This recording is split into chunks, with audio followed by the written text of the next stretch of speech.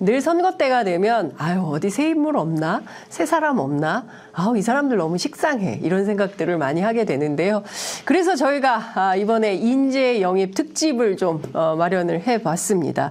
신선함 그리고 전문성을 무기로 이번 4월 총선에 뛰어든 민주당의 영입 인재들 함께 모시고 저희가 말씀을 좀 들어보겠습니다. 한 분 한 분 소개해 드릴 텐데요. 함께 계신 분들 박수로 환영해 주시기 바랍니다. 네, 민주당 인재 영입 5호 강청희 전 대한의사협회 상근 부회장님 나오셨습니다. 네, 안녕하십니까. 반갑습니다. 어서 오십시오. 예. 6호 황정아 한국천문연구원 책임연구원 나오셨습니다. 네, 안녕하세요. 네, 그리고 7호 전은수 변호사님 나오셨습니다. 안녕하십니까. 네. 8호 김용만 대한민국 임시정부 기념사업회 이사님께서는 지금 오고 계시는 중이십니다. 오시면 저희가 뜨거운 박수로 모시도록 하겠습니다. 자, 저희가 일단 세 분 모시고 개문발차 시작하는데요. 취재 편의점 첫 출연하시는 분들께 저희가 꼭 부탁드리는 게 있습니다. 시청자 여러분들을 향해서 뜨거운 연대의 인사 한 말씀씩 부탁을 드리고 있는데요. 자, 세 분 가운데 어느 분부터 하시겠습니까? 자, 이럴 때는 호수대로 하겠습니다. 오, 예, 강청희 부회장님께 먼저 마이크 드리겠습니다. 취재 편의점. 편의점에 대해서 네. 이제 말씀을 드리는 거죠. 네. 우리 지금 가장 핫한 유튜브 방송 장윤선의 취재 편의점 많은 시청 그리고 꾹 눌러주시길 부탁드립니다. 감사합니다. 네. 예, 좋아요, 댓글, 알림 설정. 예, 아직은 살짝 서투른 강청희 부회장님 뵙습니다. 자, 6호 황정아 연구원님께 마이크 드리겠습니다. 네, 안녕하세요. 장윤선의 취재 편의점은 저랑 저희 신랑님이랑 굉장히 애청하는 채널이거든요. 그리고 매우 객관적이고 합리적이고 과학적인 채널이라고 생각합니다. 와. 대한민국의 미래를 밝힐 채널. 와. 장윤선의 취재 편의점 함께 해주셔서 감사합니다. 네, 거의 앵커 수준에.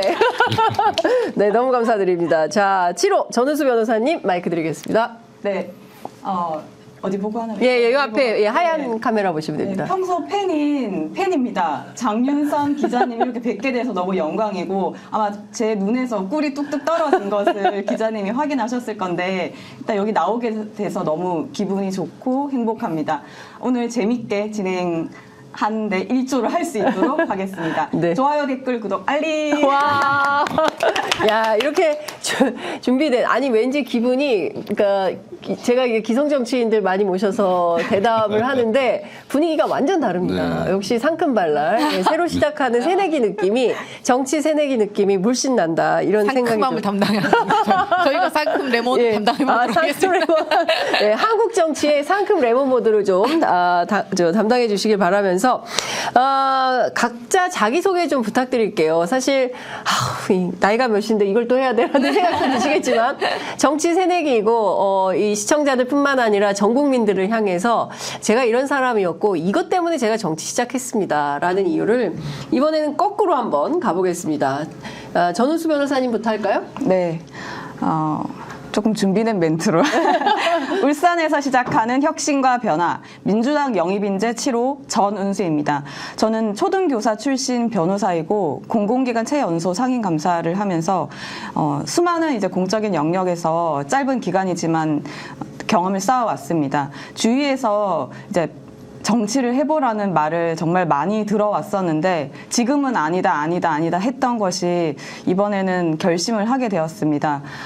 좀 답답함을 많이 느꼈고 우리 모난돌이 정 맞는다, 둥글둥글하게 살아라 이런 말들을 했는데 지금 둥글둥글한 돌이 정 맞고 모나는 그런 세상이 아닌가. 그래서 저같이 좀 평범한 사람들이 답답하고 화나는 세상인데 지금 좀 뛰쳐나와야 되겠다라는 생각을 해서 이 자리에 오게 되었습니다. 네. 젊은 변호사님이시고 또 이제 학교에서 아이들 가르치시다가 뜻한 바 있으셔서 법조인의 길을 걷게 되고 사회활동 하다 보니까 너무 부조리한 게 많은 거죠. 그래서 이거 정치 안 하면 이 나라 바꾸기 어렵겠다. 이런 결심하신 걸로 저는 들었습니다. 네. 자, 이번에는 황정아 교수님이시죠. 책임연구원님께 여쭤보겠습니다. 왜 정치를 시작하셨습니까? 네. 저는 원래 우주를 연구하는 사람입니다. 네. 우주를 넘어 정치로 황정화의 무한 도전이 시작되었습니다. 그래서 사실 제가 30년 가까이 현장에서 우주과학을 연구하고 그다음에 인공위성을 개발해온 물리학자입니다. 그래서 아마 현장에서 제 일을 하기에도 굉장히 바쁘고 학생들 가르치고 있는 제 연구실 꾸려나가는 것에도 굉장히 만족하면서 행복하게 연구 잘 하고 있던 사람인데 네. 이제 오늘날 사실 여러 이슈들이 네. 과학 현장에 많은 이슈들 때문에 과학자들이 굉장히 지금 울분에 차 있습니다. 사실 현장 분위기가 부글부글 하거든요. 네. 아시다시피 과학자들은 그냥 소소하게 자기 조금 연구비랑 학생들하고 연구만 해도 굉장히 행복한 사람들이에요. 굉장히 수줍고 사실 이렇게 드러나는 거 굉장히 싫어하고 이런 사람들입니다. 사실 네. 학교에서 이공계가 별로 말이 없죠. 예. 네. 사회과학대가 시끄럽고. 그 사람들조차도 지금은 목소리를 내야 할 때라고 생각을 하고 있고 누군가가 우리들의 과학기술계의 목소리를 대변할 사람이 있었으면 좋겠다고 다들 이야기하고 있습니다. 네. 그래서 이참에 다들 저를 추천을 하셔가지고 제가 힘 받아서 그 기대에 부응하기 위해서 앞서게 되었습니다. 아, 과학계에서 아유 당신밖에 없어. 당신이 나가서 우리 얘기 좀 대신해줘. 이렇게 해서 그럼 약간 떠밀려서 나오신. 아 처음은 그런데 이제는 앞서서 진두지휘하도록 해보겠습니다. 네, 의사 선생님이세요. 예, 강청희 선생님은 왜 정치해야겠다 결심하셨습니까? 먼저 뭐 저도 준비된 멘트로 네. 국민 건강 지킴이 민주당 영입 인재 영입 후보 영재. 강청희입니다. 제가 저는 34년 정도 지금 의사 생활을 하고 있습니다. 네. 처음 13년은 흉부외과 의사로만 살았습니다. 그러니까 환자를 직접 돌보고 뭐 수술하고 이런 일만 종합병원에서 계속 해왔고요. 그때 응급실장, 뭐 진료부장 하면서 딴 생각은 별로 안 했습니다. 네. 의료 제도에 대한 고민도 안 했고 저는 그냥 수술만 잘하면 된다 이런 생각으로 살았는데 막상 개업을 이제 10년 동안 하게 됐습니다. 개업을 해보니까 우리나라 의료 제도가 의사들이 소신 진료, 그러니까 마음껏 환자를 보고 환자를 잘 치료할 수 있는 데 대해서는 너무 제약이 많다. 그러니까 의료 제도에 어떤 문제가 있지 않나 싶어 이제 의사협회 일을 시작했고요. 의사협회란 거 다 아시다시피 의사의 권익을 위한 단체입니다. 처음에는 의사 권익을 이제 위한 단체 생활을 하면서 그때 제가 경험했던 부분이 전공의 특별법을 이제 입법하는 과정에 좀 참여했고요. 주도적으로 했고, 그다음 환자 안전법을 만들면서 의료계와 환자 단체가 격하게 좀 충돌을 했는데 그때 느끼는 것이 결국 서로 원하는 게 틀리지 않다. 환자 단체나 우리나 결국은 다 안전하고 또 보장된 진료 환경을 원하는데 쓸데없는 갈등을 일으키고 있다는 생각이 들어서 그다음에 이제 공공의료 쪽, 그다음에 이 건보공단 또 이 공공조직은행 같은 공공기관에서 경험을 이제 쌓게 됐고요. 그런 과정에 생각이 많이 좀 변화가 됐습니다. 예전에는 의사들이 흉부외과 의사 특히 저 같은 흉부외과 의사가 왜 소외되고 왜곡받아야 되는가. 그래서 왜 미용 진료를 해서 먹고 살아야 되는가. 예? 미용 진료. 미용 진료. 그런 흉부외과 의사가 흉부외과 의사도 개업을 하면 주로 하는 일이 미용 쪽을 많이 합니다. 그러니까 피부 미용도 하고요. 그게 돈이 되니까. 그렇죠. 그게 왜곡됐다는 얘기죠. 요새 소아과에서도 주사 놓고 하더라고요. 그 진료를 제대로 하면서 거기에 정당한 수가를 합당한 수가를 받으면 그걸로 병원 운영이 잘 될 텐데 운영이 안 되니까 이제 결국 피부 레이저 놓고 그런 시술을 하게 돼 있거든요. 그런 데 대한 굉장히 자괴감 내지는 좀 회의가 많이 들다가 제가 이쪽 일에 나와 보면서 결국은 국민들의 건강을 지키는 일이 의사의 소명인데 그런 일을 좀 존중받고 잘 할 수 있는 보건의료 환경을 만들어야겠다. 그런 쪽으로 처음에 갔었고요. 그 다음에 공공의료 쪽을 넘어와 보니까 우리나라 의료가 정말 잘못 편제되어 있구나. 민간에 너무 치중하다 보니까 정작 국민들이 보편적으로 누릴 수 있는 이 보건에 대한 혜택 그런 것이 굉장히 제한적이다. 특히 지난번 코로나 같은 사태를 겪으면서 공공병원이 얼마나 중요한지 나타나지 않았습니까? 그럼 공공 기반의 인프라 구축 없이 앞으로 우리 저출산 고령화 사회에 돌봄 쪽에 넘어간다면 사회복지와 의료가 또 분리가 돼 있고 거기서 어떤 혜택을 볼 수 있는 건 극소수라 그러면 굉장히 앞으로 큰 문제가 생기겠구나 이런 문제의식을 가지고 거기에 대한 제도와 입법과 앞으로 행정을 같이 좀 하고 싶은 욕심에서 정치를 하게 됐습니다. 다 다들 사연이 있으십니다. 진짜 사연 없는 사람이 어딨냐라고 했는데 진짜 세 분 모셨는데 완전히 다 사연들이 다 대단하셔가지고 정치 안 할 수 없는 사연들이다 이런 생각이 좀 듭니다. 사실 강청희 부회장님은 저희가 이재명 대표 피습 사태 때 처음 뵀어요. 서울대병원 앞에서 어떤 분이 브리핑을 쫙 하시는데 전문성이 상당하더라. 그래서 사람들 뭐 저분 누구야? 막 이럴 때 알고 봤더니 이제 인재 영입이었다. 예, 이런 그 기자들의 판단이 있었는데요. 제가 그것 좀 먼저 여쭙고 넘어가겠습니다. 네네. 당시에 굉장히 막 이러저러한 논란이 있었잖아요. 부산대에서도 왜 부산대에서 하지 않고 서울로 갔냐. 서울대에서는 그게 아니라 부산대하고 다 상의가 된 거다. 뭐 이런 거고 헬기를 왜 탔냐. 그거 김영란법 위반 아니야. 특혜 아니야. 뭐 이런 비판들이 있었어요. 그거 좀 정리해 주십시오. 도대체 왜 그렇게 한 말씀으로 정리해드리기는 어렵지만 일단 저에 대한 가짜 뉴스부터 좀 해명을 드릴게요. 가짜 뉴스가 제가 있습니까? 우리 쪽의 유튜브 방송에서는 제대로 저를 이제 흉백과 의사로 소개하고 의사로서 전문성을 갖고 말씀하셨다고 우리 기자님 말씀하신 것처럼 이야기를 하는데 실제로 제가 모니터를 해보니까 보수 유튜버에서는 의대만 다닌 사람, 그다음에 전혀 임상 경험이 없는 사람, 민주당 당원이 그냥 나와서 한 것처럼 꾸며지는 가짜 뉴스들이 있어서 상당히 좀 문제가 있다는 생각이 들었습니다. 그리고 저는 임상 경험을 13년 동안 흉부외과 일을 했기 때문에 실제로 이런 칼 자상 환자 수술을 많이 했었고요. 흉부 외상에 대한 치료를 또 전문적으로 해서 이 부분에 대해서는 나름대로 전문성을 충분히 가지고 있다고 생각을 하고요. 그런 점에 대해서 좀 시청자 여러분께 먼저 설명을 드리겠습니다. 이번에 사태는 제가 볼 때는 프레임 전쟁입니다. 프레임 전쟁이다. 제가 지금 그 당대표 테러 정치테러 대책위원회에서 위원으로 활동하고 있는데요. 이게 처음에 당대표에 대해서 이 암살 테러 사건이 일어난 후에 이 대테러 대책 본부라는 게 있습니다. 거기에는 경찰이 관여하는 것이 아니라 우리 박선원 그 인재 영입 하신 선생님 말씀을 들어보면 되게 국정원이 관여하고 있다. 그래서 국정원이 국가안보실에 보고를 하게 돼 있고 거기서 어떤 지침에 따라서 축소 왜곡이 일어나지 않았나 하는 점을 당위직급 문제 제기하고 있고요. 그런 부분이 처음에 나왔던 뭐 1cm의 열상, 그다음 소량의 출혈, 그다음 과도, 60에서 70대 노인, 그다음에 경상 이런 표현들이 사건의 본질을 굉장히 축소하는 쪽으로 처음에 방향을 잡은 프레임을 짰고요. 그 다음에 당 대표님이 이제 부산에서 수술하지 않고 서울에 온 거에 대한 문제 제기는 참으로 말이 안 되는 얘기인데 이것은 연고지 관계를 보호자가 충분히 요구할 수 있는 사항이고요. 연고지 관계 때문에 서울에 와서 당무를 또 당원들하고 같이 봐야 되지 않겠습니까? 당직자들하고. 그러면 수술한 병원에서 그 후에 치료까지 같이 맡아서 하는 것이 가장 합당하죠. 근데 옮기지 못할 정도의 위급한 상황. 예를 들어 혈압이 유지가 안 되거나 옮기는 과정에 사망할 수 있었다는 의사의 판단이 있으면 당연히 전원하지 않습니다. 그럼에도 불구하고 헬리콥터 전원을 통해서 빠른 시간 안에 전원을 하면 수술하는 데까지 시간을 벌 수 있다는 판단이 의료진이 있으니까 전원이 가능했던 거고요.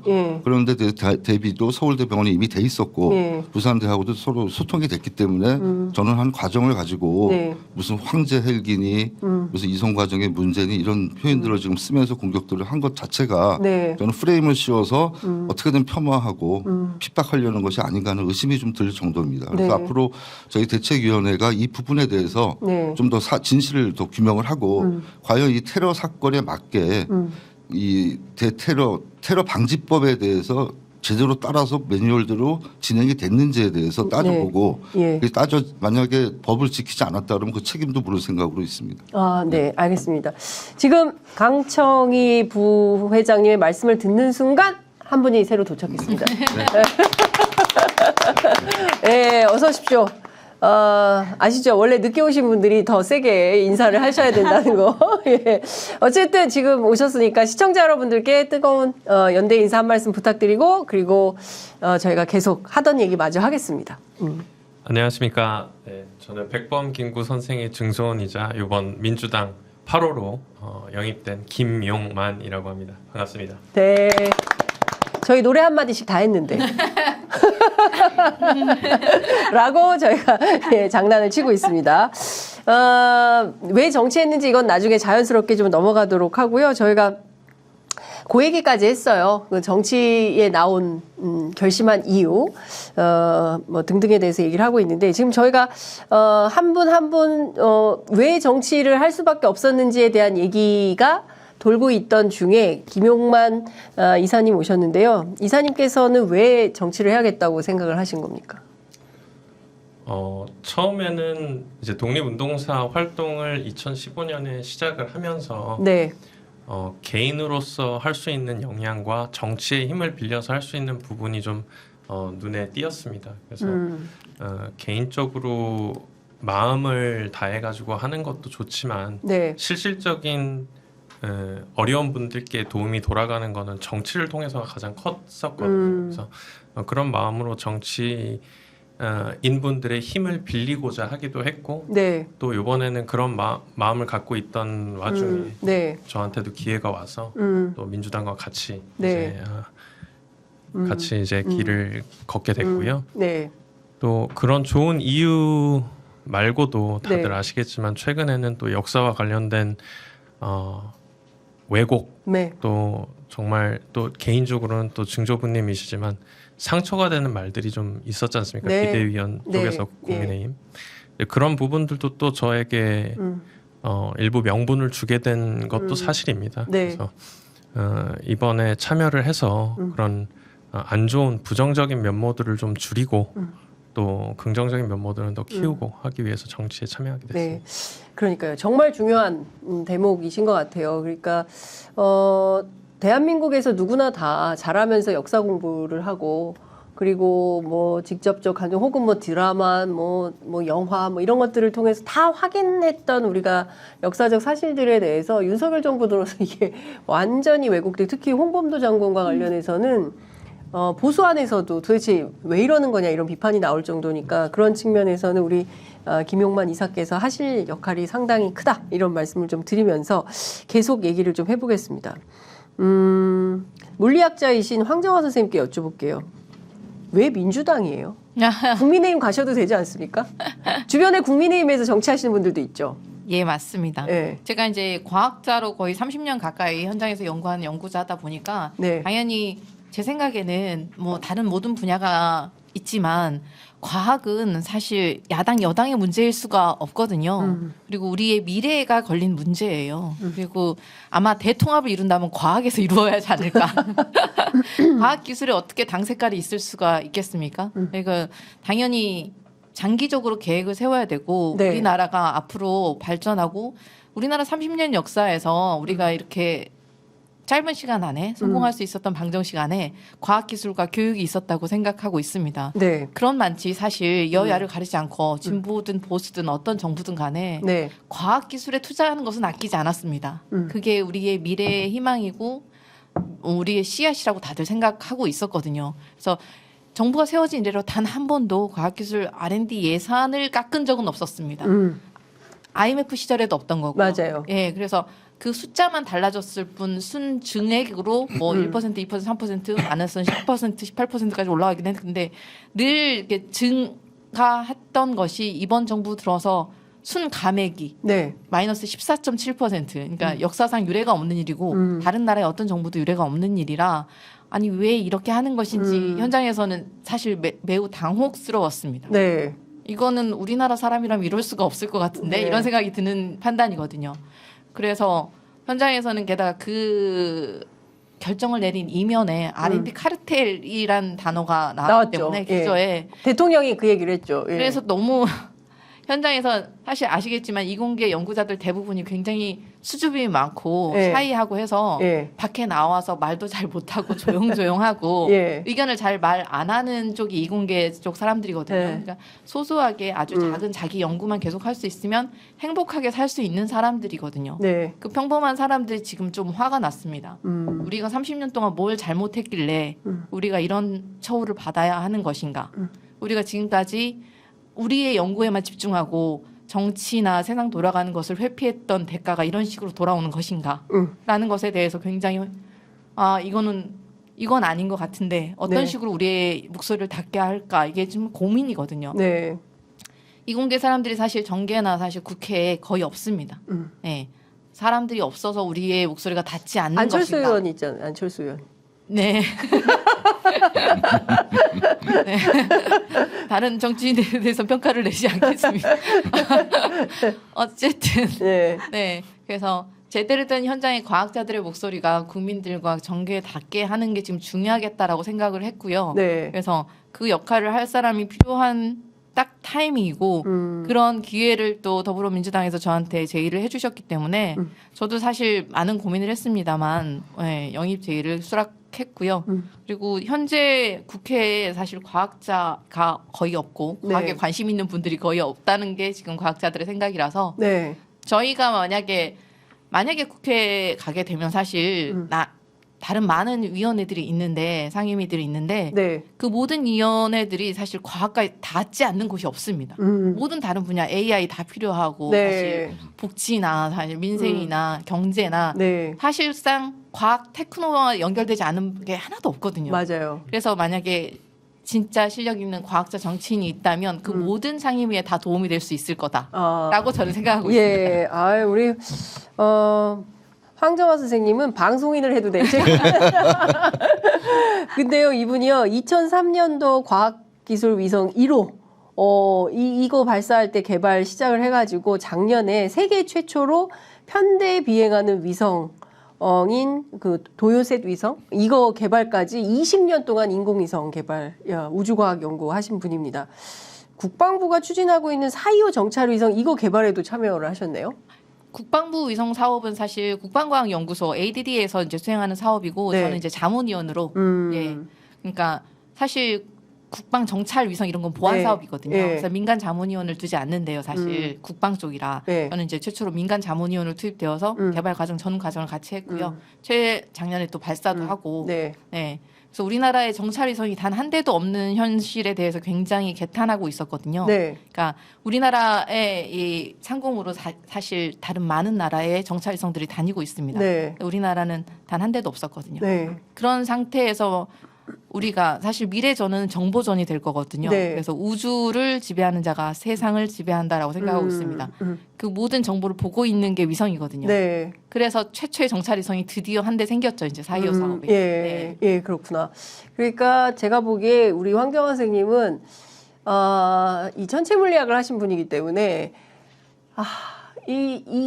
이 판에 이 정쟁이 얼마나 참 소소하게 보이지. 예, 항공에서 하늘에서 보는 이 정치판 여의도 이 국회 안에서 벌어지는 자질구레한 싸움들을 앞으로 어떻게 어떤 관점에서 헤쳐나가실지 좀 기대가 된다라는 생각이 좀 듭니다. 그 전은수 변호사님 울산에서 출마하십니까? 네. 예. 근데 사실 울산이면 차라리 국민의힘이 나은 거 아니에요? 차라리 국민의힘 생각은 못 해봤는데 단 한 번도. 사실 저도 이제 제가 나중에 뭐 사립의대 울산에 의대가 있는데 우리 뭐 학창 시절부터 서울 아산의대다 이런 말들이 있어서 울산에는 울산의대가 없다 이렇게 감히 단언을 하자면 그것들이 이제 그 지역에서 인가를 받아서 지역 의료인 수급을 위해서 만들어진 의대가 이제 사실상 서울 아산병원에서 모든 수업과 실습이 다 이루어져서 행정팀도 거기 다가 있었습니다. 그러니까 그런 부분에서 이제 제가 이제 건강연대랑 손을 잡고 그 법률 자문부터 이제 시청 토론회, 국회 토론회 하면서 이제 교육부 시정 그러니까 내려와라. 너희들 내려와라. 한 8개 사립의대 불법으로 지금 편법으로 운영되고 있는 부분에 대해서 내려와라. 그래서 하는 과정에서 제가 막 이야기를 나누는데 근데 이거 지역 이거 울산 사람들이라면 환영을 할 수밖에 없는 건데 국힘이나 뭐 국힘이든 민주당이든 그 의원들 현역들이 이거 관심 가지지 않아요? 그러니까 전혀 관심 없어요. 세상에. 저는 그게 되게 첫 번째 너무 논란이에요. 지역 현안인데. 네, 지역 현안인데 울산 의대와의 뭐 관계 또는 이제 그 아산병원과의 관계 뭐 이런 부분들 때문인지 지역에서는 전혀 관심이 없었습니다. 사실 지역에서는 지역에서 키운 학생들이 이제 지역의 의대에 들어가서 또 다시 지역 의료인들이 나오는 그런 부분들이 굉장히 환영할 만한데 지역 정치가 신경 쓰지 않고 있구나. 또 하나는 또 저희가 이제 에너지 공단에서 상임 감사로 있으면서 사실 굉장히 2년 동안 외부 감사를 정말 많이 받았어요. 네. 외부 감사를 대응하는 팀이었던 것 같아요. 한마디로. 정말 이제 뭐 국조실에 뭐 그러니까 신재생 에너지만, 그러니까 아까 카르텔 얘기하셨는데 태양광 카르텔, 태양광 비리 카르텔, 신재생만 들어가면 이번에 뭐 사업이 9개 없어져 버리고 네. 막 그런 것들이 있으면서 아, 굉장히 무섭다. 이런 경우에 있어서 사실은 방향은 나아가야 되거든요. 그러니까 네. 지적과 문제점이 있을 수는 있지만 그렇다 하더라도 그쪽으로 방향 나아가고 해야 되는 부분이 있는데 이렇게 정권이 하나 딱 변화가 돼버리니까 다 바뀌어버리구나. 굉장히 중장기적으로 봐야 될 부분이 네. 그런 부분. 그리고 정말 결정적인 부분에 있어서 그 울산의 이제 그 전 당대표인 이제 울산의 그 유력 예. 김기현, 예, 김기현 유력 대표. 정치인, 예. 예.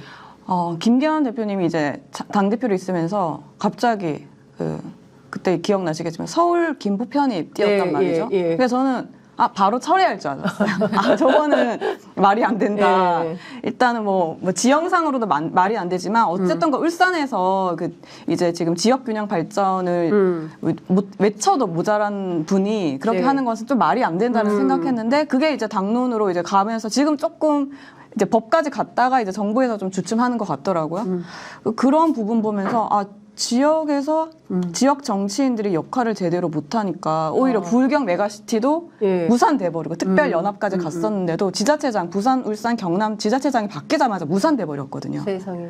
저는 이제 그런 것들에 있어서 목소리를 내야 되겠구나. 아니면 그냥 울산 안에서 갇혀서 네. 살 수밖에 없겠다. 예. 더 나아지는 게 없다라는 생각이 들었습니다. 사실은 이제 울산 지역은 민주당에게 굉장히 불리한 지역이기 때문에 네. 어떤 측면에서 보자면 상당히 어려운 결정이고 쉬운 도전은 아니다. 그런 측면에서는 굉장히 그 높은 평가를 민주당 안에서 받을 수밖에 없겠다라는 생각이 좀 듭니다.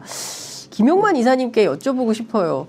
그 윤석열 정부 출범한 지 지금 한 2년 아직 안 됐는데요. 5월 달이면 이제 2년이 되는 건데 너무 많은 사건 사고가 있었습니다. 특히 외교에 있어서 과도하게 미국, 과도하게 일본 왜 이러는 거지?에 대한 의문 부호가 굉장히 많이 찍혔는데 그 독립운동사 연구도 하시고 그다음에 쭉 뭐 할아버님께서 그러시니까 좀 이 부분은 정말 도저히 묵과할 수가 없었다. 이게 정치해가지고 내가 이거 바꿔야겠다라고 판단한 대목은 어떤 것이었습니까? 작년 4월에 네. 일본에 대한 윤석열 대통령의 의견을 네. 이제 듣고 참 깜짝 놀랐는데 그런 얘기를 하셨어요. 100년 전의 일로 일본에게 용서를 구해야만 한다는 것을 동의할 수가 없다. 예. 라는 얘기를 듣고 사실 아직까지도 우리가 축구만 봐도 한일전이라는 것에 굉장히 열광하는 이유가 네. 아직까지도 남아있는 상처들이 있다고 저는 이제 생각해요. 아니 제대로 된 사과를 한 번도 안 하잖아요. 그랬죠. 예. 근데 그런 얘기를 이제 우리 대한민국 대통령이 했다라는 것 때문에 네. 정말 많은 논란이 됐었죠. 그러니까 그런 자세가 옳다고 저는 생각되지 않고요. 왜 프랑스의 알베르 까미라고 이제 유명한 작가가 얘기한 것처럼 네. 과거의 범죄를 단죄하지 않는 건 내일의 범죄에 용기를 주는 것과 같다. 네. 이런 얘기를 했었단 말이죠. 저도 그 부분에 있어서 동의를 일부 하고요. 그래서 분명히 아무런 이유도 없이 일본을 싫어할 거는 아니라고 생각해요. 네. 단 과거에 있었던 일들에 있어서는 어느 정도 정리가 되고 우리가 일본과 좋은 길을 걸어갈 거라면 그 위로 가야 된다라는 네. 생각을 하는데 아직 그런 공감대가 국민과 대통령 간에 형성이 되어 있지 않은 것 같습니다. 예, 그래서 좀 더 적극적으로 정치의 영역에서 이슈나 문제 제기를 좀 해야 될 필요성을 느꼈다. 이렇게 정리하면 되겠군요. 그 사실 정치를 할 거냐 말 거냐 이거는 인생에서 굉장히 이제 중요한 그 결정인데요. 어떤 사람의 설득이 결정적이었는지 내가 이 사람 얘기 듣고 도저히 외면할 수 없었다. 우리 강청희 선생님은 어떠셨습니까? 저는 이재명 대표가 전화했어요? 아니요. 설득이 했다기보다는 네. 제 의지가 더 강했던 것 같아요. 의지가 더 강했다. 네. 예. 뭐 여러 의원님들 이렇게 보건복지 활동하면서 예. 저도 공공기관에 있었기 때문에 많은 기회가 있었고요. 접촉을 하면서 느낀 게 전문성이 가장 중요하다.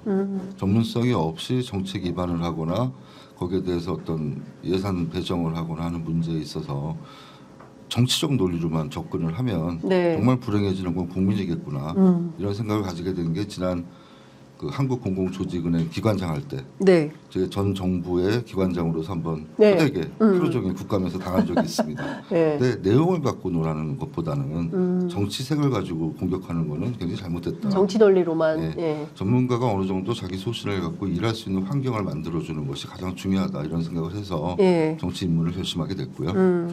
그런 과정에서 앞으로 할 일이 제가 해줄 수 있는 일이 의사들이 전문성은 갖고 있는데 편협된 사고를 갖고 있는 분들이 많습니다. 왜냐하면 의사의 본질이 환자를 보는 거기 때문에 네. 현실에 안주하게 돼 있습니다.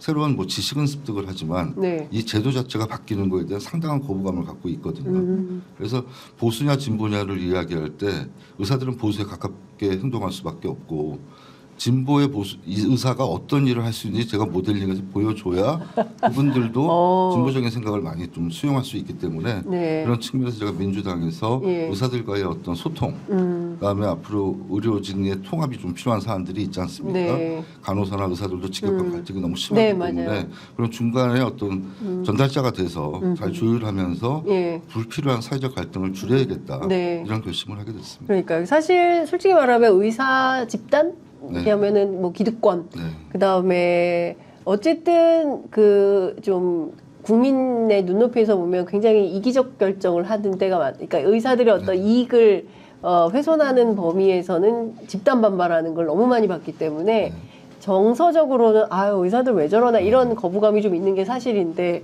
근데 그런 문제들을 의사 안에서 또 의사 밖에서 이런 업역 간의 어떤 역할 조정을 해보시겠다는 말씀으로 이해하겠습니다.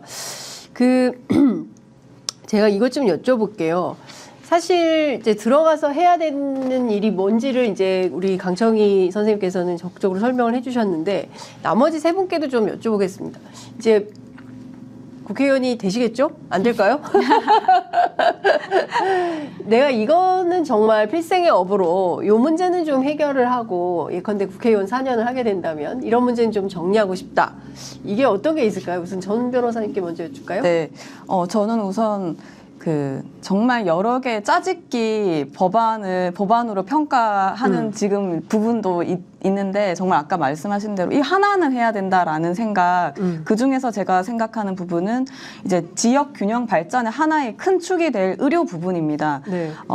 지금 울산 마찬가지고 다른 이제 뭐 여러 지방에서는 지역 의료인 수급이 정말 절대적으로 부족하거든요. 네. 네.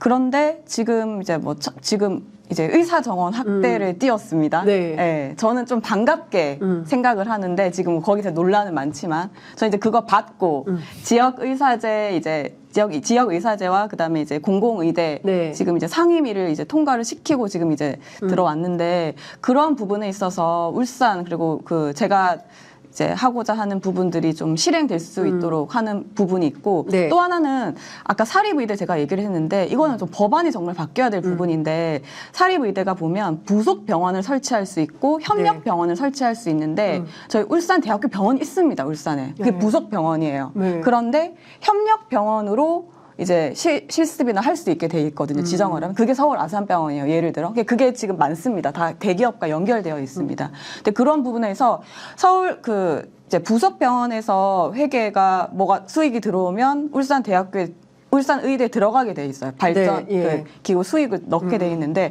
협력병원의 수익은 또 안 들어가는 뭐 그런 부분들을 회계라든지 좀 자세히 살펴봐야 되지 않나라는 생각을 하고 있습니다. 네. 그래서 지역 의료 문제가 사실은 뭐 노인 문제도 해결이고 사실 청년 문제 이런 부분들이 다 연관되어 있는 부분이라서 예. 제1로 좀 시급하고 지역 중요한 부분이다라는 생각을 네, 하고 지역 있습니다. 의료 해결 문제 말씀 예. 주셨고요. 그다음에 우리 박사님.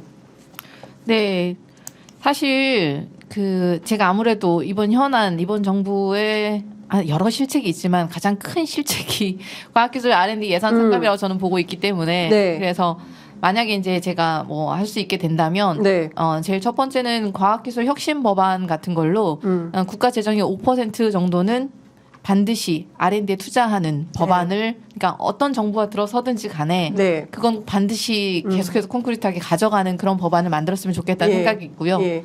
그리고 현재 지금 또 이슈 중에 하나가 우주 항공청 문제가 있어요. 그래서 우리나라의 우주 개발, 우주는 사실 굉장히 중장기적으로 계획이 세워져야 되거든요. 이게 네. 단기적으로 이루어지는 일이 아니라서 제가 이제 위성 개발을 쭉 해왔는데 위성 하나를 만드는데 7년 걸리고요. 네. 그러니까 거의 7년에서 10년 주기로 하나의 프로젝트를 진행합니다. 그러니까 한 10년은 걸려야 성과가 나올 정도의 일인데 네. 우주를 앞으로 우리가 만약에 뭐 달을 가든 화성을 가든 소행성을 가든 어디를 가는 게 이 정부 안에서 성과가 나올 일이 아닌데 그런데 너무 계획이 왔다 갔다 하는 게 문제라 네. 중장기 발전 계획을 제대로 비전이 있게 우리나라의 국격에 맞게 좀 네. 했으면 좋겠고 그리고 또 우주항공청이라는 게 또 우주는 어느 한 부처의 것이라고 보기가 어렵고 사실상 네. 산자부나 사실 국방의 것이기도 하고 사실 뭐 과기부의 모든 부서에서 지금 다 우주에서 무언가를 조금 미래 먹거리를 좀 해보려고 노력하고 있는 중이거든요. 네. 그래서 부처별 협력이 반드시 필수적으로 필요합니다. 그래서 각 부처의 이런 모든 관련 활동들을 이렇게 종합해서 컨트롤할 수 있는 컨트롤 타워가 필요한 상황이에요. 네. 그래서 부처 간 협의를 잘 이끌어낼 수 있게 우주항공청의 역할과 기능을 예, 정립하는 일에도 제가 기여할 수 있을 거라고 생각을 하고요. 예, 이런 일들을 좀 네. 이렇게 들어가면 제일 먼저 해보고 네. 싶습니다. 일단 예산을 콘크리트로 그냥 아우 좀 박았으면 좋겠어요. 타설을 그냥 하는 아무도 못 이런 건드려. 방향 아무도 못 건드리게 예, 말씀을 주셨습니다. 자, 이사님 말씀 주시죠. 예, 저는 기존에는 이제 독립유공자 후손 예우 강화라는 측면에서 지금 이제 광복회에서도 검토되고 있는 특별위가 설치돼서 검토되고 있는데요. 네. 이제 그 부분에서 관심이 많았는데 이제 최근에 있었었던 독립운동사 그리고 한일 과거사에 대한 너무 상처를 주는 발언들을 이제 들으면서 네.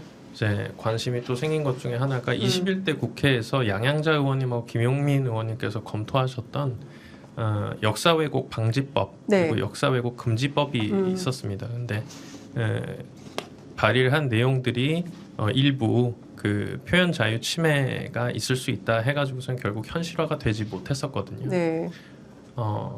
그런 이후에 뭐 21년 12월에 이제 당시 대선 때였죠. 이제 선대위원장으로 추대됐던 노재석 씨가 뭐 김구가 국밥이 늦게 나서 사람을 죽였고 뭐 최근에 있었던 박은식 비대위원회 우리 김구 할아버지가 이제 폭탄 던진 분이라 정세를 아느냐. 또 뭐 인천시의회에서는 5.18이 뭐, 네. 뭐 북한 개입이 되어 있다 등등 너무 대한민국과 대한민국 역사에 상처를 주는 말들이라고 생각을 해요. 그래서 건강한 표현의 자유를 침해하지 않는 선에서는 그런 부분들로부터 좀 최소한의 보호 장치는 있어야 된다라고 생각이 돼서 네. 지금까지 검토되었던 부분들을 이제 토대로 좀 그런 건강한 조치들을 좀 만들어 보고 싶습니다. 네. 다들 포부가 대단하신데요. 그 막상 그 막 이제 인재 영입으로 발표가 되고 언론의 주목을 받고 그리고 여러 군데 인터뷰를 하시고 정치의 영역으로 와서 이제 당 생활을 이제 시작하시고 이러면서 직접 겪은 정치는 이런 것이구나. 아, 나 몰랐는데 정치가 이런 거더라. 혹시 이런 에피소드들 있으실 것 같은데 우리 강 선생님 슬쩍 웃으시는 거 보니까 상당히 많이 있으셨던 것 같아요. 뭐 절실하게 많이 느끼고 아, 절실하게 많이 느끼고 있다. 강 대표님 그 네. 출연 이후에 네. 상당히 많은 걸 느꼈고요. 네. 뭐 회복하고 나오시자마자 하는 이야기가 예. 삶의 정치를 해야 된다는 그런 말씀하시잖아요. 네. 다 죽이려고 그러는 것 같아요. 여기 나와 보니까 굉장히 치열한 생존 공간입니다. 예. 뭐 당 안에서도 그렇겠지만 밖에 특히 외부에 그래서 저 사람을 미워한다, 저 사람을 싫어한다는 개념이 이제 증오로 가고 있어요. 정치로 그렇죠. 나오니까. 네. 그러니까 정치의 어떤 논리를 바꾸지 않고서는 우리나라 정치가 앞으로 선진화될 수 없겠다 이런 생각을 하고 있고요. 네. 그다음에 여기 다 훌륭하신 인재님들 나오셨지 않습니까? 예. 오늘 난 저기 김부 선생님 자손은 처음 뵙습니다만 예. 굉장히 말씀하시는 거 들어보니까 예. 저런 젊은 분은 진짜 정치 하셔야겠다 이런 생각이 들어요. 근데 인재 영입이 입성으로 이어지진 않습니다. 그렇기 때문에 아 그래요? 앞으로 제가 어떤 역할을 할 것인가. 예. 그러니까 보건의료에서 전문가라고 소위 얘기하는 제 자신이 이 사회에서 어떤 긍정적인 영향을 줄 수 있는가에 대한 고민을 시작하는 시점이라고 생각하고요. 하나하나 배워가겠습니다. 네. 아유 그냥 저 이런 표현 적절한지 앵커가 이런 말 써도 될지 모르겠지만 현타가 확 오는. 전 변호사님은 어떠세요? 네. 아니 저도 정치를 계속 하라 주위에서 권유를 많이 하셨는데 이제 결정이 돼버리고 이제는 앞으로 나갈 길밖에 지금 없는 상황에서는 아이고 그 힘든데 어쩌노 이렇게 다들 얘기를 하는 그 추악한데 너가 살아남아야 되는데 뭐 이런 얘기를 걱정을 하시는 거예요. 예. 그래서 거기서 저도 이제 좀 중심을 잃지 말아야 되겠다. 그리고 저는 사실은 정말 이제 생각했던 부분 중에 하나가 저한테 이제 뭐 너 청년이야, 너 여성이야, 여성을 되게 뭐 여성만을 위한 뭐 그런 것들 얘기하셨는데 처음에 제가 컨셉이 나올 때도 알파 거리라는 게 나왔었어요. 근데 제가 그거는 저랑은 맞지 않고 저는 거리란 일단 알파 거리 이제 거리라고 하기에는 이제 나이도 그렇지만 일단 너무 국한돼 버린다. 오히려 저는 청년이지만 청년을 주장하지 않아도 그리고 여성이지만 여성을 꼭 주장하지 않아도 된다. 그거 자체가 오히려 제가 이 말하는 순간 좀 편협해 버리고 국한되어 버릴 수 있다. 사실은 되게 포용해서 해야 된다고 생각을 하거든요. 네. 진짜 저는 뭐 감히 말씀드리면 뭐 여야나 이런 거 상관없이 좀 같이 해나갔으면 좋겠다. 아까 박사님께서도 이제 그런 부처 상관없이 계속 같이 협의를 해야 된다고 했는데 저도 그런 생각이 강하고 그런 부분에서 제가 계속적으로 이 초심, 중심을 잃지 않고 나갈 수 있었으면 좋겠습니다. 예. 네. 박사님. 네, 저도 사실 오랜 기간 숙고 후에 지금 영입 제의를 수락한 거거든요. 그러니까 걱정하시는 분들이 굉장히 많으신데 제가 거의 30년 가까이 상하탑 안에서 연구 개발만 하다가 연구자가 이거 뭘 할 수 있겠어 정치인으로? 네가 가봤자 아마 너는 금방 지금까지 잘한다 이런 소리만 듣다가 이제 욕을 엄청 먹게 될 거다. 그래서 걱정해 주시는 분들 굉장히 많았고요. 네. 저를 아끼시는 분들 중에서는 그 바닥이 전부 검은 물인데 하얀 방울 한 방울 떨어뜨린다고 해서 하나도 안 바뀐다. 라고 저한테 정말 절절하게 고통스러울 거다라고 말씀하셨는데요. 네. 늘 그렇지만 시작이 있어야 다음이 있을 거라고 생각합니다. 제가 우주 개발을 할 때도 제가 이 처음에 하나를 놔야 제 학생과 제 후배가 그 다음 조금 더 멀리 나가볼 수 있는 거지. 디딤돌을 놓는다는 심정으로 사실상 그러니까 돌멩이 하나 놔야 그 앞에 또 하나 던져 놔서 또 다른 사람이 조금 더 멀리 나가볼 수 있는 것처럼 제가 존경하는 정치인으로 그래서 메르켈 늘 얘기하는데 네. 정치 판도를 메르켈 전과 이후로 독일 정치판을 나누고 있는 것처럼 정치판이 아니라 정책의 장으로 만들 수 있는 그 시작이 제가 될 수 있게 노력해 보겠습니다. 오, 야, 다 박수치고 있어요. 예, 김용만 이사님은 지금 계속해서 말씀을 드리는데 이제 최근 있었던 그런 일련의 네. 이 사회적 무리들, 예. 이제 이 역사와 관련해서 참 상처 주는 말들이 예. 일어날 때마다 예. 제가 개인적으로 알고 계셨던 그런 유공자 후손분들과 같이 얘기를 하면 참 안타깝다라고 하시면서 누군가를 이렇게 바라보는 그런 의지할 수 있는 부분들이 좀 부족했던 것 같습니다. 그래서 참 안타깝게도 그러면 우리끼리라도 뭉쳐서 뭘 해야 되나 뭐 이런 식의 이제 얘기들이 오가고 뭐 기념관에서 해주면 어떨까 뭐 이런 얘기들이 오갔는데 제가 만약 말씀 주신 것처럼 이제 입성을 해서 진짜 정치인으로 이제 활동을 한다고 하면은 좀 우리 역사와 관련된 문지기 같은 역할을 하고 싶습니다. 그래서 최근에 김 선생님 있었던 말씀인데. 좀 인용을 했습니다. 그래서, 어떤 발언이 있어서 진짜 상처가 났다고 하면은 조금 있으면은 이제 김용만이 나와서 여기에 있어서 뭐라고 한마디 해줄 테니까 우리 좀 기다려 보자 하면서 일종의 또 위안으로 삼으시기도 하고 또 의지도 할 수 있는 그런 인물이 돼서 좀 바른 우리나라의 유구한 역사를 좀 바르게 올바르게 알리고 또 안 좋은 부분들도 또 견제하는 그런 주치돌이 되고 싶습니다. 아니 근데 강 선생님 지금 제가 옆에서 이렇게 뵈니까 어떠세요? 닮으셨어요. 너무 많이 닮았죠. 세상에 제가 처음에 들어올 때 느꼈어요. 그렇죠. 와 이게 다릅니다. 유전자의 예, 유전자의 과학이 힘이죠. 아닌 게 없어요. 제가 말씀드렸죠? 환경이든 교육이든 복지든 다 과학이라고요. 과학으로 대통합을 이루도록 네. 하겠습니다. 아니 근데 이렇게 네 분 세트로 국회 들어가시면 국회가 정말 산뜻해질 것 같다는 생각이 상큼 레몬을 담당해 보도록 아니, 그리고 저는 너무 그 취재 기자로서 오늘 딱 오셨는데 이분들이 다 셀프인 거예요. 그냥 다 컵 가지고 커피 제가 가지고 왔습니다 막 이러는데 대체로 좀 기성 정치인이 되면 다 누가 다 갖다 주거든요. 다 누가 대신해 주는데 이분들은 다 누가 챙겨주지 않아요. 각자 알아서 알아서도 잘해요. 예, 스스로 잘하고 있어요. 막 이제 이런 분위기인 것 같습니다. 이제 총선 출마하셔야 되는데요. 지역들은 다 정하신 겁니까? 어떻게 되는 겁니까? 뭐 확정은 안 돼. 확정은 안 되는데 나 사실 어디 가고 싶다. 처음에 시작은 저는 강남 쪽으로 예, 생각하고 강남 시작을 쪽. 했는데 예, 예. 지금 뭐 지역에서 많이 만나 뵙고 인사드리는 역할도 하고 있습니다. 근데 네. 하면 할수록 느끼는 게 네. 강남에서 계속 하면은 네. 입성은 힘들겠거든요. 근데 이거를 어떻게 해야 되나 고민을 많이 하고 있어요. 현재로 좀 아니 근데 강남에서 만나면 주로 네. 시민들이 어떤 얘기 하십니까? 아, 방송에서 좀 말씀드리겠습니다. 네, 괜찮습니다. 저희는 제가 원래 없습니다. 원래 목표는 0.7%를 극복자였어요. 그러니까 네. 과거 대선에서 우리 0.7%진 거를 네. 분석을 해봤을 때 강남과 TK 네. 그다음에 뭐 또 한 분 때문에 졌다 이런 분석들이 네, 많이 네. 나오지 않습니까?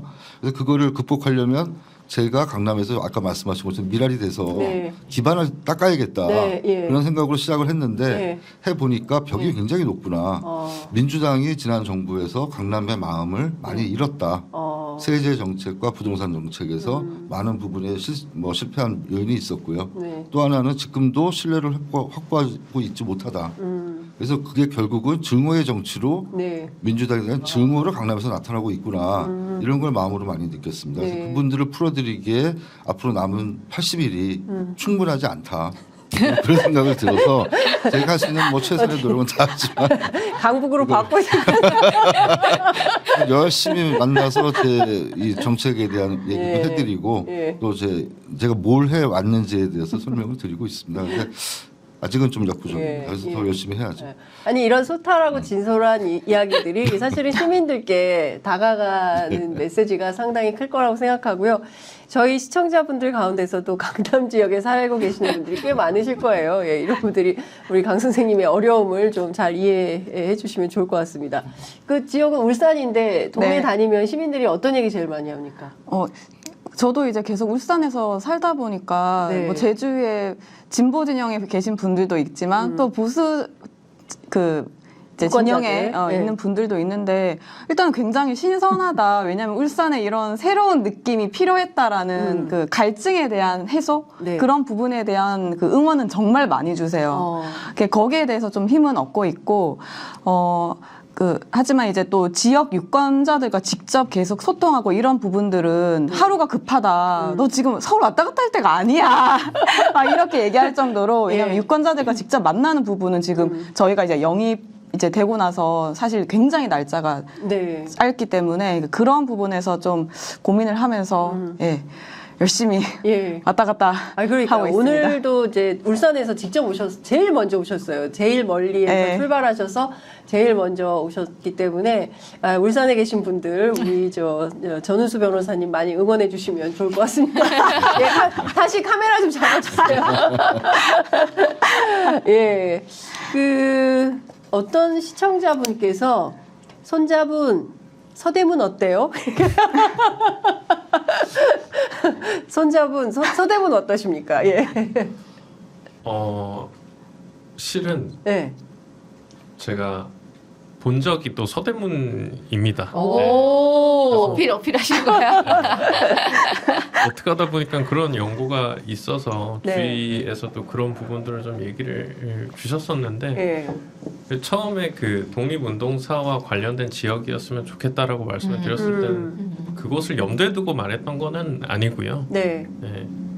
또 과정 중에 이제 다른 인재분들과도 얘기를 나눴지만 이렇게 당에 큰 부담을 주지 않는 선에서 제가 원하는 부분을 이제 어필을 하는 게 맞다고 생각을 해요. 왜냐하면 이제 이게 어느 정도의 기존에 있었던 질서라는 것도 있다 보니까 이제 거기를 너무 이제 제가 짠하고 나타나면서 망가뜨리면 안 되니까. 하지만 서대문이라는 곳이 그런 네. 연고가 네. 있다라는 답변으로 드리도록 하겠습니다. 이뇨한 위원장이 서대문 출마한다는 얘기가 있던데 각이 설 것 같습니다. 네, 자 우리 황정화 박사님 대전입니까? 이상민 의원 지역으로 가신다는 소문이 있습니다. 아직 결정된 바가 없고요. 네. 근데 제가 이제 대전에서 굉장히 오래 살고 있습니다. 카이스트 나왔기 때문에 네. 학부부터 지금까지 27년째 대전에 살고 있습니다. 아유 대전 사람이시네요. 네. 네. 그리고 저 주변에 동료 과학자들이 다 대전에 살고 있고요. 그래서 아마 제가 그 바닥에 있는 현안들을 굉장히 잘 챙길 수 있다고는 생각을 하지만 뭐 비례든 지역구든지 간에 가리지 않고 당의 승리를 위해서 최선을 다하겠습니다. 와 준비된 멘트. 이제 시간이 다 돼서 끝으로 제가 이것 좀 여쭙겠습니다. 이 정치 사실 시작은 출발은 좋지만 가다 보면 나 이거 정치 왜 하는 건지 어떻게 하다 내가 이렇게 됐지 이런 생각을 하시게 되는 분들 제가 많이 정당 출입하면서 많이 뵙고 그리고 앞서 말씀 주신 대로 제가 처음에 정당 출입 기자 갔는데 어떤 정치인 선배가 저한테 그러더라고요. 웰컴 투 정글. 네, 그런 정도로 살벌합니다. 그러니까 서로 누가 누구를 막 뒤에서 뒤통수도 많이 치고 또 야료도 많이 부리고 그래서 늘 함정에 빠뜨리고 뭐 그래서 또 자기 이익도 얻고 막 이런 판이다라고 하는데 그래도 내가 살면서 정치하기로 결심했기 때문에 이분처럼 역사에 남는 그런 정치인이 되고 싶다. 이런 거 다 가슴에 한 가지씩 갖고 계실 것 같아요. 5호부터 하겠습니다. 강 선생님. 네. 역사에 남는 정치인이라고 표현하시니까 굉장히 큰 분을 제가 말씀드려야 돼서 좀 그렇지만 최근에 만나 뵌 분 중에는 저는 정성호 의원님 좀 본받고 싶습니다. 정성호 의원이요. 네, 네. 예, 예. 굉장히 점잖으시고 네. 항상 그다음에 하실 말씀 다 하시고 네. 생각이 체계적으로 네. 다 정리돼서 나오시고 그다음에 본인 그동안의 의정 생활 동안에 결함이 없으시지 않습니까? 그런 모습을 본받아야겠다는 생각을 많이 하게 됐고요. 네. 역사에 남는 정치인이라면 노무현 대통령. 저는 오히려 생존보다는 사후에 네. 많은 존경심을 더 갖게 됐기 때문에 그분을 따라가는 저의 어떤 변화를 좀 일으켜야겠다는 생각을 네. 많이 했고요. 그래서 그런 분들이 우리나라에 계시기 때문에 잘 닮아서 또 가면 저도 훌륭한 정치인으로 가지 않을까 네. 그런 자신감을 갖고 있습니다. 예. 아유 오늘 너무 재밌었습니다. 전은수 변호사님은 네. 저도 노무현 대통령님. 예. 노무현 대통령님 그 20년 전에 얘기하셨던 것들이 지금은 사실은 굉장히 시급한 과제들이 되어가고 있는 부분들이 많은데 본인에게 이익이 되지 않는 걸 알면서도 굉장한 장기적인 비전을 가지고 추진하고 행하셨단 말이죠. 그런 부분들이 반드시 정치인, 그러니까 특히 이제 국회의원이라면 지역도 중요하지만 그 대한민국 앞날을 위해서 그런 장기적인 비전을 가지고 할 수 있어야 된다라고 생각을 하고 있고, 그리고 매우 따뜻하고 그러면서도 이성적이시고, 그리고 학습을 게을리하지 않으셨다는 그런 부분에서 정말 이제 발끝이라도 좀 따르고 싶다라는 생각을 하고 있습니다. 네. 네. 두 분 노무현 대통령 꼽아주셨어요. 저는 네. 아까 좀 전에 말씀드렸는데 해외에서는 이제 메르켈 총리 같은 그런 정치 지도자가 되고 싶은 꿈이 있고 네. 메르켈 총리도 물리학자 출신이에요. 네. 양자화학으로 박사학위 받으셨고요. 저도 물리학자고. 그래서 이공계가 국회에 진입을 하면, 그러니까 네. 정치에 진입을 하면 정치판을 이렇게 굉장히 합리적이고 사실에 기반한 의사결정을 이루는데도 기여할 수 있겠다 이런 생각을 하고 있고요. 우리나라 정치판에서는 이재명 대표님을 당대표님을 존경하는데요. 네. 제가 이재명 대표님 언제 처음 뵀냐면 경기도지사 시절에 네. 네, 우주 쪽에서 무엇을 해보고 싶어 하셨었어요. 경기도에서도. 경기도에서. 네, 예. 경기도 그래서 도청에 처음 가봤는데 그때. 예, 예. 그래서 우주산업 전문가 간담회 때 저를 부르셔가지고 우리나라 우주가 장기적으로 하려면 무엇을 했으면 좋겠는지 각 분야 전문가들의 얘기를 들으셨거든요. 예. 그때도 참 감동했던 게 저희를 만나기 전에 우리나라의 우주에 인공위성이 몇 개가 있는지 어떤 역할을 하고 있는지 이런 것들을 전부 공부를 하셔가지고 숫자를 다 기억하고 계시더라고요. 예. 그러니까 이분은 공부하시는 분이구나. 준비를. 네. 우리를 만나기 위해서 이 많은 방대한 자료를 숫자를 다 외우고 계시는 걸 보고 굉장히 이런 지도자면 괜찮겠다라는 생각을 그때 했었습니다. 네. 닮고 싶은 지도자. 네. 그렇군요. 예.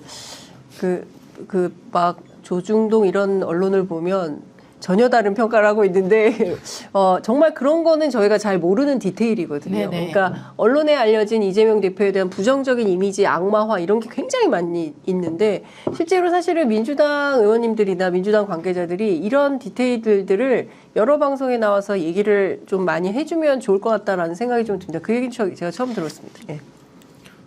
저는 바로 전 국회에 이제 영입이 되셨던 이탄희 의원님. 이탄희 의원님. 네, 개인적으로 굉장히 좋아합니다. 예. 그리고 제가 직접 만나 뵙고 이렇게 소통을 할 기회는 없었습니다만 이제 그분께서 이렇게 걸어오신 길들을 이렇게 보고 또 국회에서 하시는 말씀들을 이렇게 들어보면은 다른 무엇보다도 굉장히 진심이 느껴지는 말들을 많이 하세요. 뭐 하나를 할 때도 뭐 당연히 개인의 득이나 뭐 이게 현실화 될 수 있고 없고를 떠나서 꼭 필요한 말들을 진심 담아서 하시는 부분에 있어가지고 그런 부분이 좀 100번과도 좀 닮은 것 같기도 하고요. 또 개인적으로 노무현 대통령도 굉장히 이제 존경하는데 그런 부분에서 또 노무현 대통령도 닮은 것 같고요. 네. 조금 이제 저는 제가 있는 위치에서 좀 가까운 분을 일부러 좀 골라봤거든요. 그래서 좀 비슷한 면모를 갖고 싶어하는 마음에 네. 저는 이탄희 의원님으로 하겠습니다. 예.